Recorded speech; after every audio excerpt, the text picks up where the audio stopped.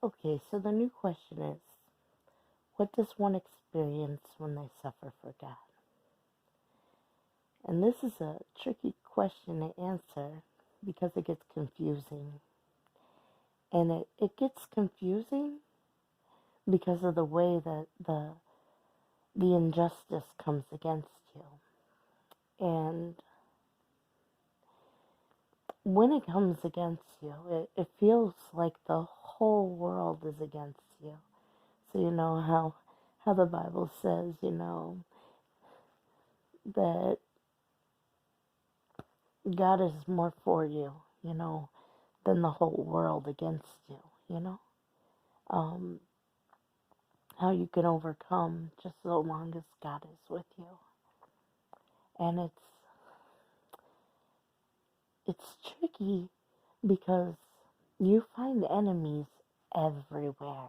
You find yourself like David saying, I offered my friendship to these people. I showed them kindness, and in return, they stabbed me in the back. They were my enemies without cause. You you find yourself like Joseph with your brothers selling you into slavery.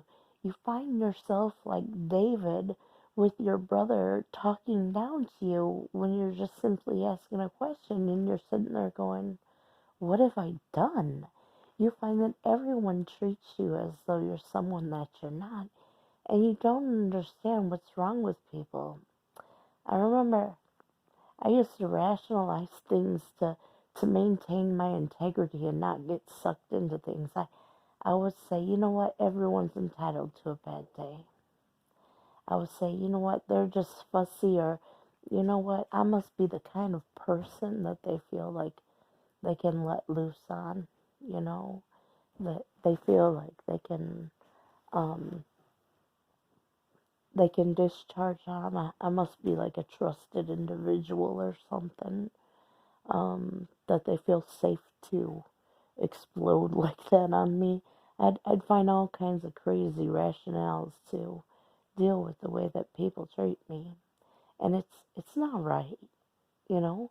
But that's like the way that I had to survive. Like one time, just to put it in perspective for you, one time I was walking into a dollar store, and this little girl held the door open for me, and her mother went off on her, saying, you know, don't hold the door open for her. What are you, her servant? And she was going all off on her daughter, and her daughter was just doing a kind thing, something that anyone would do, It's it's crazy the obstacles that I faced, but that was minor. That was nothing. That was a shake the dust off my heels kind of thing. I was in the store just the other day. I looked behind me because someone was fussing, and someone told me that they were gonna beat me up.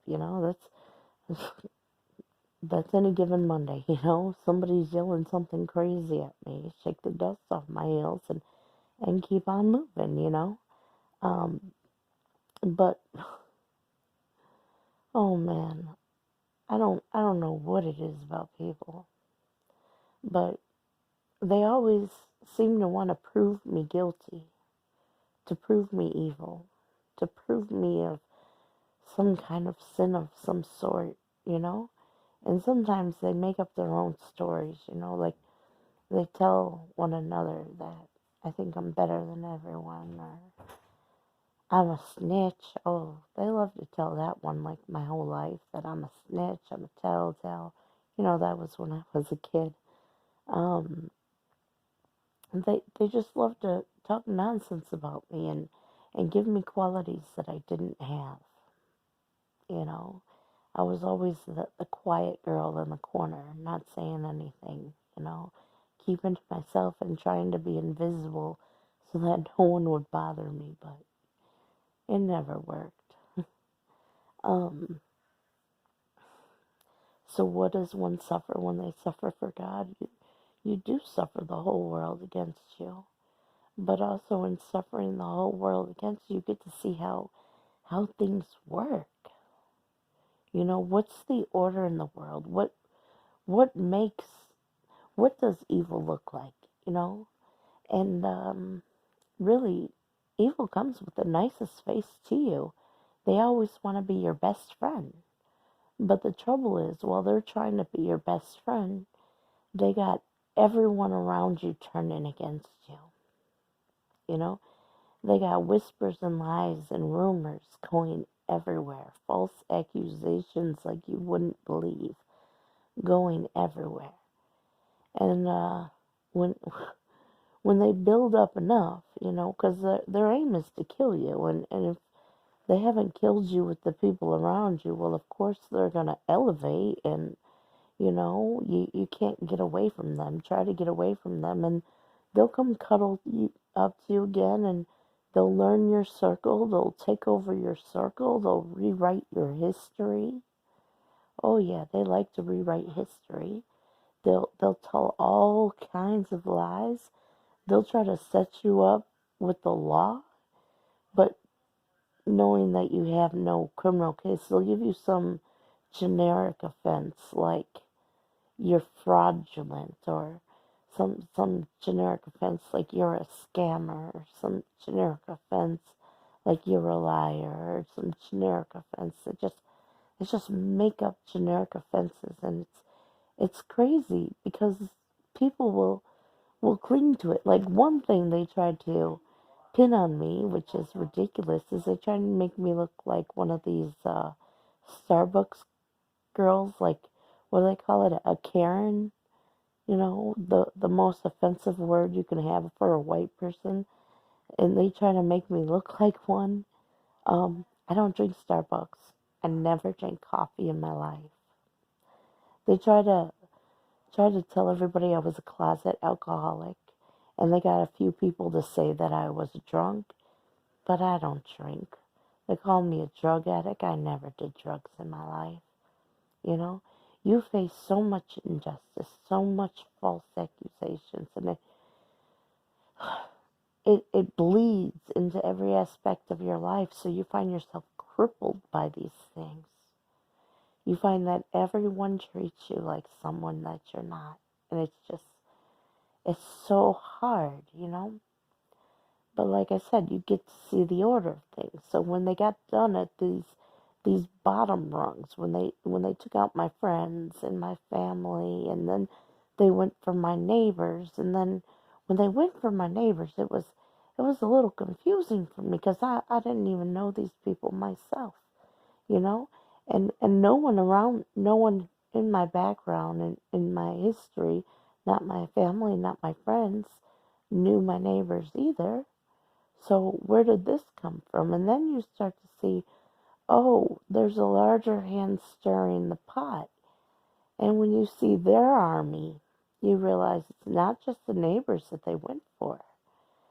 Because once they got everybody telling the same stories, they don't have to be true, they don't have to be right. They get into your schools, your kids' schools, your doctors, everyone. They get to everyone. And they got everyone nailing you down as something that you're not. And you just gotta live through it. And it's like the most difficult thing in the world. Sometimes I pray to God, just let me die. Sometimes, sometimes I think I don't know how much I can take. Sometimes I think that one day I'm gonna get out of this. And when I get out of this, when people actually see me for who I am, who I am in God, then they'll know that the whole thing was a lie all along. They'll know that the whole thing was just to actually prove who I was. You know what I mean? But right now, I'm still in the experiencing phase, and I haven't got to the, oh my goodness, we did this to Israel. We did this to the one who has a covenant with God. You know, haven't gotten to that part. I can't wait for that part because I don't have to fight them at all when I get to that part. I just have to be me. You know, I just have to like reveal the things that God shared with me and reveal the things that God wants to share with them. So I don't know. I think I'm making this video because people have all kinds of assumptions. They have a lot of assumptions about what it means to suffer, like take up your cross. Take up your cross. I didn't have a choice in none of that. I don't remember being given a cross when I was little. I don't remember ever carrying a cross. I just remember all these people popping off arrows on me. And when I say popping off arrows on me, I mean they were shooting people at me. They were arming them with an arsenal of accusations to come and try and make me look like something I wasn't. You know, if all the witnesses in the world say one thing, it doesn't matter if it's not true. I don't drink coffee. You know, it doesn't matter how many people you got to say it. If I don't drink coffee, you kind of look stupid to me standing up there saying it, and I'm not really intimidated by your accusations. If you got the whole world saying I'm a drug addict, hey, guess what? I never did drugs in my life, so you kind of look stupid to me saying that. It kind of shows me who they are. It shows me how pathetic they are, how cowardly are that they would band together and sell lies like this. It kind of tells me that, you know what, this world doesn't operate on justice. It operates on the power of agreement, and they think that they're sovereign. They think that they're untouchable. They think that they can just do whatever they want because they're them. They think that if they ruin your reputation, they can get away with murder. But what happens? What happens when the one you're accusing stands up and is like, no, and I don't care if nobody believes me. That stuff is nonsense. It shows who you are. And I know that I'm not the only one who went through this because the organization that you got going on, especially when it came up to total strangers like doctors and teachers and perfect strangers of neighbors, you know, especially when it came up to this stuff. It was kind of easy to see that it wasn't about me. It wasn't about their dislike for me. It was about their willingness to do something for someone to gain their favor, you know?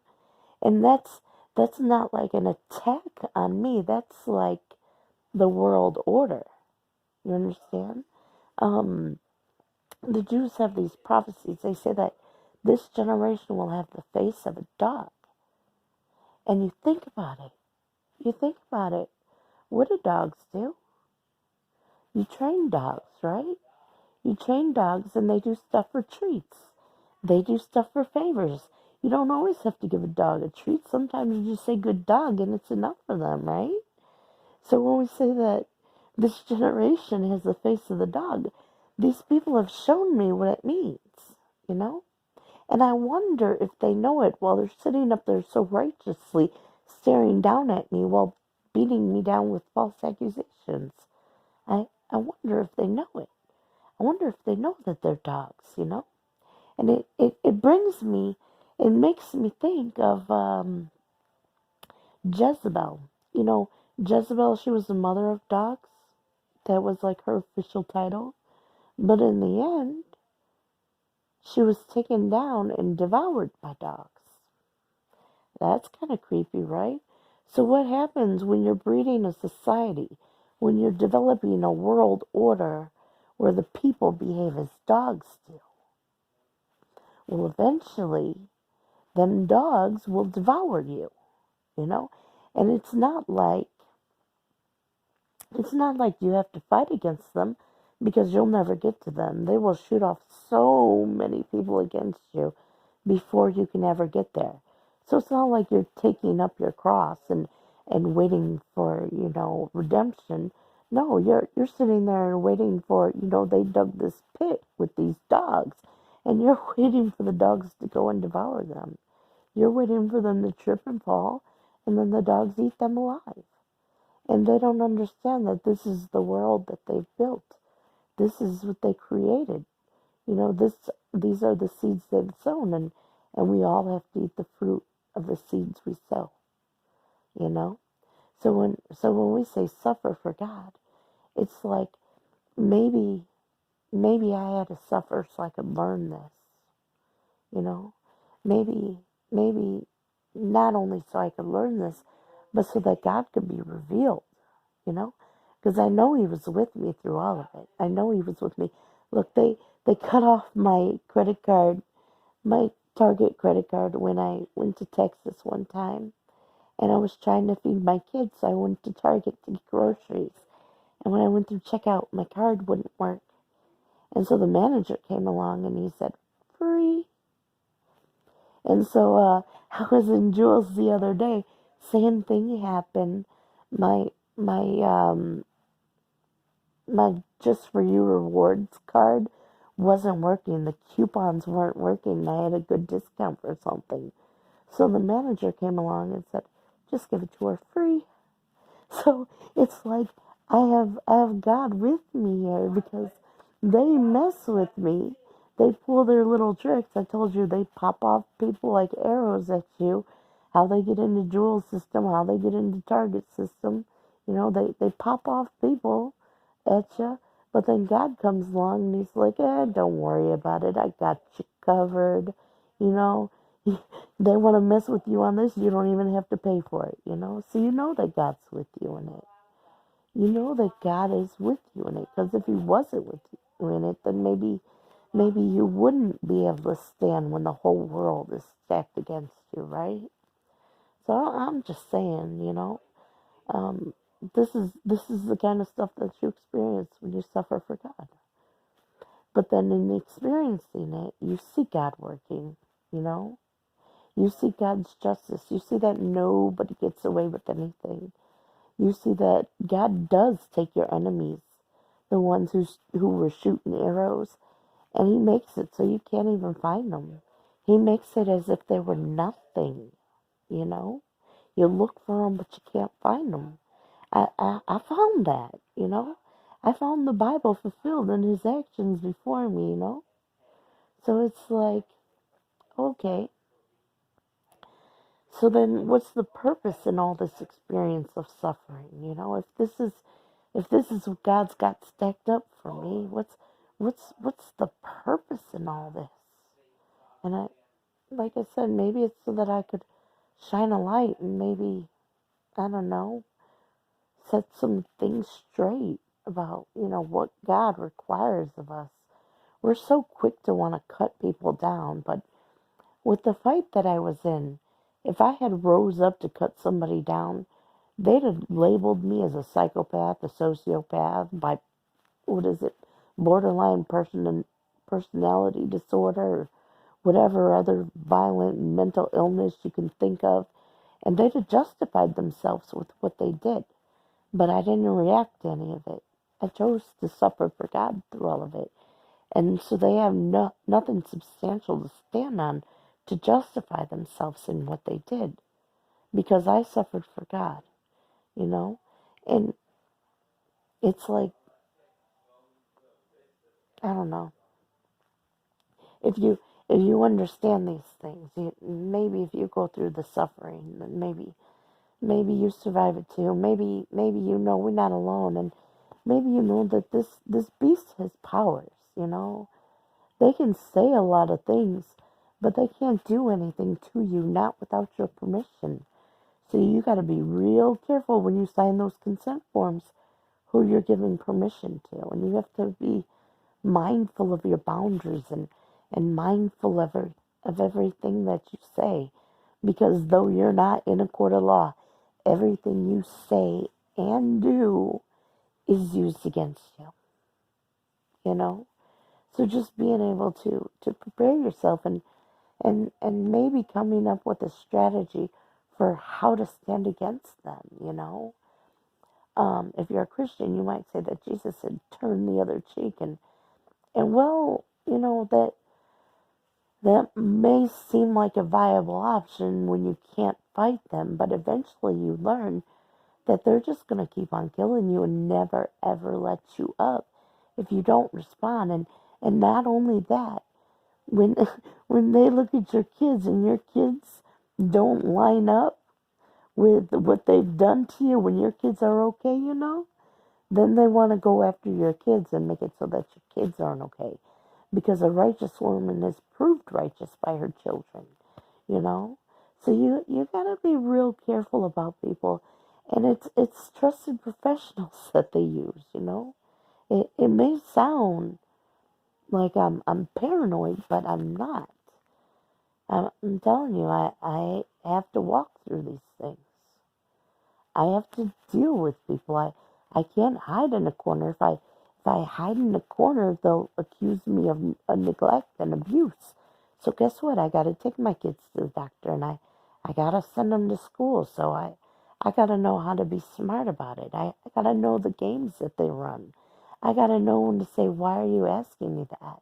Or what does that have to do with this? I have to learn how to question what they're questioning me. Um, it's I've learned this. I used to be really, really trusting. You ask me anything, I answer anything. And then these people taught me that you can't trust anybody. And it's hard because I really don't want to live in a world where I can't trust anybody. So I don't know. Maybe I'm speaking here because I'm like, well, maybe if they know that they're not invisible, maybe if they know that we're not cowering, maybe if they know that we see them, maybe if they know that we're not going to run away and hide, maybe if they know that we're putting them on blast, maybe they'll back off. That's just a maybe. But I know that if you don't rebuke them, your children will suffer, because they'll prove their cases through generations. I'm just saying, it's late. Um, I don't know how coherent this video has been, and I'm just talking off the top of my head, you know. Um, I hope that you get some kind of understanding from what I'm trying to share with you about suffering for God, you know, because suffering for God doesn't mean they're going to beat you with whips and chains and do all kinds of torturous things to you. If they did that to you, you'd have the respite of death. But they don't do things like that. They operate in the shadow of death. So they don't kill you. They ruin your reputation. I'm just saying so you know, because a man's reputation is everything. You can't get a job. You can't do a lot of things if your reputation is ruined. You can't make friends with people, you know, especially when everybody thinks you're a drunk drug addict, you know.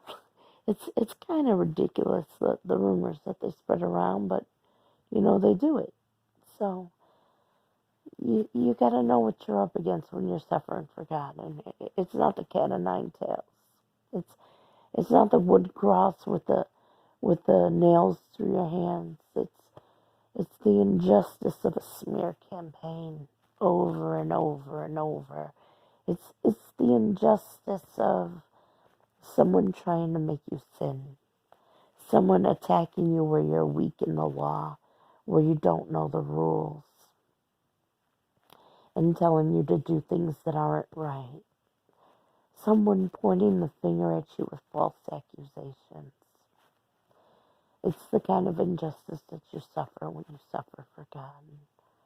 I just, I kind of wanted to make that clear because, I think a lot of people don't get it, but I hope I open your eyes to what it is. Y'all have a good night. Bye.